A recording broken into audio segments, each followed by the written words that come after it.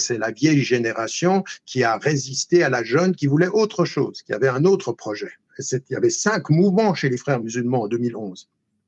5 mouvements différents et de vraies tensions. Donc je me réclame d'un certain nombre de positions de principe par rapport à la colonisation, et puis par rapport à d'autres, je suis critique. En fait, j'ai vis-à-vis de mon grand-père la même attitude que j'ai par rapport à n'importe quel acteur, soit religieux, soit politique. Alors, je vais donc ouvrir une autre question qui est celle de Saïd Ramadan, qui, me semble-t-il, a travaillé pour Radio Free Europe, c'est-à-dire la radio de la CIA à Munich. Donc, comment tu expliques que un frère musulman travaille pour la CIA? Je ne comprends pas ça. Et cette chose-là, il se trouve que Saïd Ramadan est mon père et qu'il n'a jamais travaillé pour cette radio, qu'il a donné une interview une fois, que donner une interview ne fait pas 2 mois. J'ai donné un radio pour la BBC, ça ne veut pas dire que je travaille pour le gouvernement britannique. Et donc, il a donné une interview une fois. Il n'a jamais travaillé avec la CIA. La CIA veut l'éliminer et ils auraient voulu. Il faut comprendre une chose, c'est qu'à un moment donné, les frères musulmans mon père a quitté l'Égypte alors qu'il était condamné à mort. Il est sorti en 1954, il arrive, il part en Syrie, il part au Liban, il vient s'installer en Europe et à un moment donné, il essaye de trouver, comme n'importe quel opposant politique, des forces extérieures qui vont s'opposer à Nasser. À un moment donné, les États-Unis veulent neutraliser Nasser. Et eux-mêmes vont aller chercher des relations avec les frères. Et les frères, contextuellement, pensent, ça a été l'avis de mon père, parce que mon père, quand il quitte l'Égypte, il dit « ceux qui nous ont plombés, ce sont les Américains ». C'est-à-dire que moi, j'ai vécu avec une idée du pouvoir américain qui a tué mon grand-père par collaboration avec les Britanniques, en le faisant faire par les Britanniques et en amenant Nasser. Nasser a été des frères musulmans. Et mon père a dit, ils nous ont infiltrés et ils nous ont torturés ou tués ou exilés. Ça, c'est un premier élément. Donc, je n'ai pas un père qui a été naïf de ce point de vue-là, au point de travailler pour ceux dont il sait qu'ils ont tué celui qui l'a éduqué et qu'ils ont mis en avant celui qui va tous exécuter. Tout le leadership des frères musulmans est pendu ou tué par Nasser.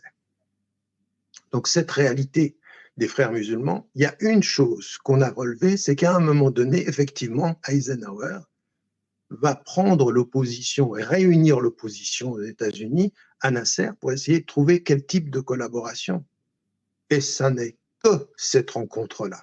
Il n'y a aucun, et ça c'est encore une fois Kadhafi qui dit Saïd Ramadan travaillait pour la CIA, exactement ce que dit Nasser. Nasser, il dit le Saïd Ramadan est basé à Genève et il travaille avec les Américains et les Saoudiens, ce qui n'a jamais été le cas. Ça, c'est de la propagande politique.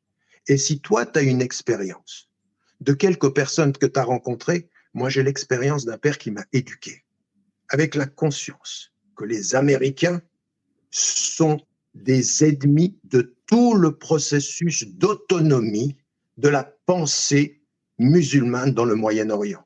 Et qu'ils sont en fait, à l'inverse de ce que l'on croit, non pas ceux qui soutiennent Israël, mais que Israël tient là. C'est-à-dire que Israël impose. Et ce qui se passe depuis 5 mois maintenant est en train de nous prouver que la marge de manœuvre de Biden qui arrive aux élections, elle est extrêmement infime. Donc cette idée qu'il a travaillé pour les CIA, je te demande une seule chose. Tu as un document, tu as un élément, un fait qui le prouve. Je vais relire le livre « Une mosquée à Munich » qui raconte cette histoire que ton père travaillait à Radio Free Europe. Je vais voir en détail. Mais c'est qui a écrit ce livre? Qui a écrit ce livre? Un journaliste britannique, je ne sais plus lequel, mais... Je veux dire, tu vas lire sur les frères musulmans, ceux qui sont idéologiquement, ceux qui vont... Attends, mais c'est qui ce journaliste? Mon père n'a jamais travaillé pour cette radio-là. Il n'a jamais travaillé pour la CIA. La CIA, d'un côté, il devait être éliminé par Nasser, parce que Nasser, c'est ce qu'il voulait. c'est-à-dire que dans son dernier discours à Moscou en 1970, il dit Saïd Ramadan est le danger et que il dit à ma propre grand-mère si je le trouve, je le coupe en morceaux. Et donc c'est un homme qui était un dictateur, lui. Et de ce point de vue, c'est eux qui ont cette propagande-là, c'est-à-dire de dire nos opposants non seulement sont violents, mais travaillent pour les Américains. Or, on le sait aujourd'hui, fait l'analyse, mais je veux dire l'analyse élémentaire de ce qui s'est passé après 2011 et le coup d'État de Sisi. Qui a soutenu Sisi dans le fait de faire tomber les frères musulmans? Qui a reconnu le nouvel État? Qui a formé Sisi pendant 15 ans en Amérique? Qui a formé Sisi pendant 15 ans en Amérique? Il a été formé où militairement, Sisi? Il est venu par hasard des États-Unis pour prendre le pouvoir en Égypte. Il a été formé où? Contre qui? Pour venir me dire, les frères musulmans travaillaient avec la CIA, mais la CIA, elle les connaît. Elle sait, en fait, que ce sont les pires opposants à leur politique impérialiste dans la région. Il ne faut pas dire n'importe quoi. Et toi, tu vas me dire, je vais écouter ce que dit Kadhafi, je vais écouter ce que dit Nasser et un journaliste britannique. Non, mais attends. Attends, si je te disais ceci sur l'histoire d'Europe, sur les opposants en Europe à des réalités dictatoriales, tu me rirais au nez, tu me dirais non mais attends, faut être sérieux. Je te demande d'être sérieux parce que là on ne l'est pas. Là il faut véritablement, à partir d'un certain moment, pourquoi je te dis ça? Parce qu'il y a eu des morts en fait, il y a eu de la torture, il y a eu des mensonges. Il y a des gens à l'heure actuelle, en Arabie Saoudite, en Égypte, il y a combien de dizaines de milliers? Il y a juste maintenant, je t'ai trouvé très, très tendre dans une récente émission quand on te dit, attends, le gouvernement égyptien vient de décider la peine capitale pour 11 représentants des frères musulmans. Alors moi, je ne défendrai pas leur choix politique, mais je refuse de me taire en face d'une dictature qui tue ses opposants qui n'ont jamais utilisé de violence. Et toi, tu as été très doux en fait. Et je ne peux pas, moi, de ce point de vue-là, accepter qu'on soit doux quand des dictateurs décrètent la peine capitale pour leurs opposants, quels qu'ils soient. Et moi, le fait de commencer à qualifier les uns de dictateurs et les autres d'opposants pacifistes... Pour moi, Sisi, il est quoi? Et Sisi, il est quoi? Et Sisi, il est quoi? Non, tu l'appelles comment? Dis-moi, comment tu qualifies Sisi? J'aimerais juste un qualificatif. Non, je me méfie de ce genre de qualificatif parce que ça nous fait d'un côté les bons, d'un côté les méchants. Et les hommes, ça ne s'organise pas comme ça. Je peux te poser une question? Je peux te poser une question parce que tu es beaucoup plus clair sur d'autres sujets. Netanyahou, tu le qualifies comment?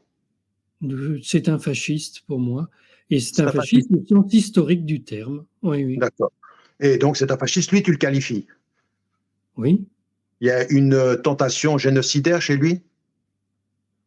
Non, lui, ce qu'il veut, c'est un nettoyage ethnique. Donc, il tuera en masse sans s'arrêter. Voilà.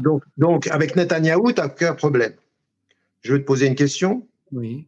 Et Sisi fait un coup d'État, élimine toute son opposition, à peu près 120 000 prisonniers politiques, des exécutions sur la place Tahrir et puis ensuite sur le sitting qu'il y a eu, il les a éliminés.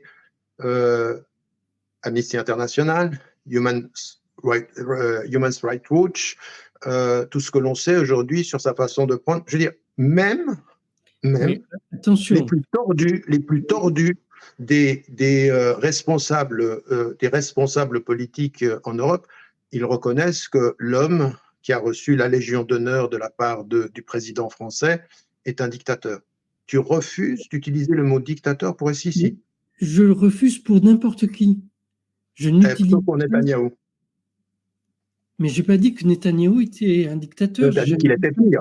Tu as dit qu'il était pire, parce qu'un fasciste, c'est par définition un dictateur. Un fasciste est un dictateur. Fasciste, c'est dictateur plus d'extrême droite. Donc,